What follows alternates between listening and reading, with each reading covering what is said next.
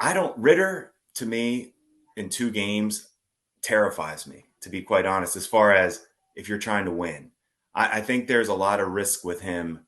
I think he's getting bailed out down the field by some really talented players in jump ball. I don't like jump ball situations all the time. I'm disappointed that they don't have a quarterback that they feel can use Kyle Pitts. I don't get any of this with Kyle Pitts right now. And Ritter's not going to be that guy. His style is to move around. He can run. He's a smooth athlete. His ball looks good, nothing special. I don't see any physical traits that blow you away, but all good physical traits. He screams backup quarterback to me right now. But where I'm going to get into this is this Arthur Smith guy. He has a thing for average ass quarterbacks that can move around, because Tannehill was the same way. And Arthur Smith had success with Tannehill, and I guess he feels like he can do it with Ridder. And I have to at least give him credit. That's his job, and he feels like he can win with Ridder. And I see where he's going with it. The running game is going to be special. Those two combined, that combo that they have in Atlanta right now is definitely good. I just feel like they have some weapons on the outside that you need. You know how I am. You're going to have to throw the ball at some point and score points. And is Ridder going to do that? Is Ridder good enough to go toe to toe with the big boys? This game really did feel like a play with two different sets. I mean, for half of the game, as somebody in our game day chat, which has been a lot of fun, we've got people from all over the world hopping in there. So thanks so much for hanging out on Sundays.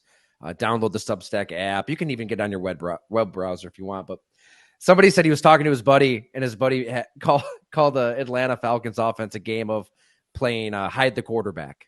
Oh, And it looked like that for a half. Like I said it, man. That's whoever said that.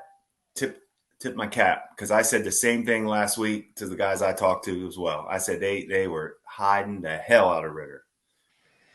They were, which isn't the worst thing given your investments. A $100 million guard, a top 10 running back, a top 5 tight end, a top 10 receiver. Like, you have poured resources into all these players around a 3rd round pick of a quarterback who won a lot of games at Cincinnati, has some intangibles, has some leadership, who up until that interception to Rasul Douglas hadn't thrown an interception at all back to last season. You know, you can talk yourself, we have, into Atlanta being a playoff team, a divisional winner, really, with a C+ quarterback.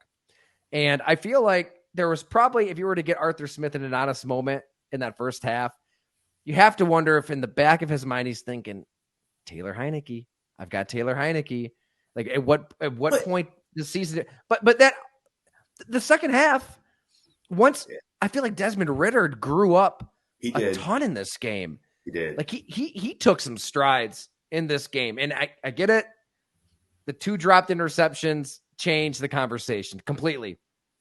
But look, he also had a touchdown called back where he's rolling one direction, flips his hips, throws it across his body, had a touchdown like that earlier in the game that was on a rope.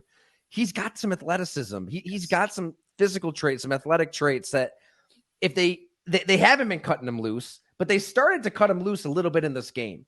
And if you combine that with somebody who may be the best running back in football already, 2 games into his career, Bijan Robinson. I mean, I just hope he sends the Packers' ankles back via FedEx at some point this week, because what he did to Kingsley Enagbare and Darnell Savage on one play was filthy. I mean, he's unbelievable. I mean, they can draw up some really creative plays with these weapons. What about they go 5 wide and he's lined up as a wide receiver and he draws Devondre Campbell one-on-one, right? And Campbell's playing off because you have to. Like, if he's in press man, all right, send Bijan Robinson deep. So you have to play off, and I think it was like a 3rd and 3. And so he just runs a slant, picks it up. Easy does it. You can do so much with him. I feel like Arthur Smith opened up the playbook in the 4th quarter, and that's how they were able to erase a 12-point deficit. Also, 2 minutes left, 4th and 1. You can line up for the field goal. I think Green Bay might have had a couple timeouts still. there are coaches who kick that field goal in that spot.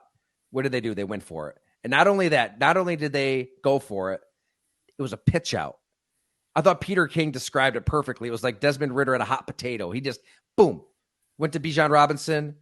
He gets to the corner, hits that outside foot, cuts up field, easy first down. So I'm with you on Kyle Pitt's usage because he is special. I feel like he is a talent. Like it's not like he's a bust. He is a really good player that's just not being used.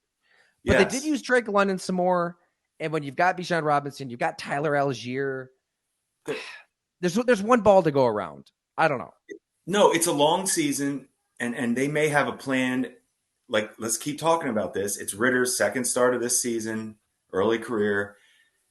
Maybe they have a plan to playbook-wise to not overwhelm, bring it along, open up more and more as the season goes. Arthur Smith knows how to win with this style. That's my point with him. He could do it. I think he's a good football coach. I mean, he's proven to win with Tannehill and running the football and playing defense. But I feel like that has a shelf life of being the 1 seed and getting bounced right away. And that's where I struggle with, is this method the right method? I guess I'm asking you. Out. That's kind of where, we'll find out, I guess. Right. Brock Purdy was the last player picked in the draft. Oh, and they're rolling with him over a quarterback they traded 3 first-round picks for. You look at the NFC, who are those offenses that are completely orbiting around at the quarterback?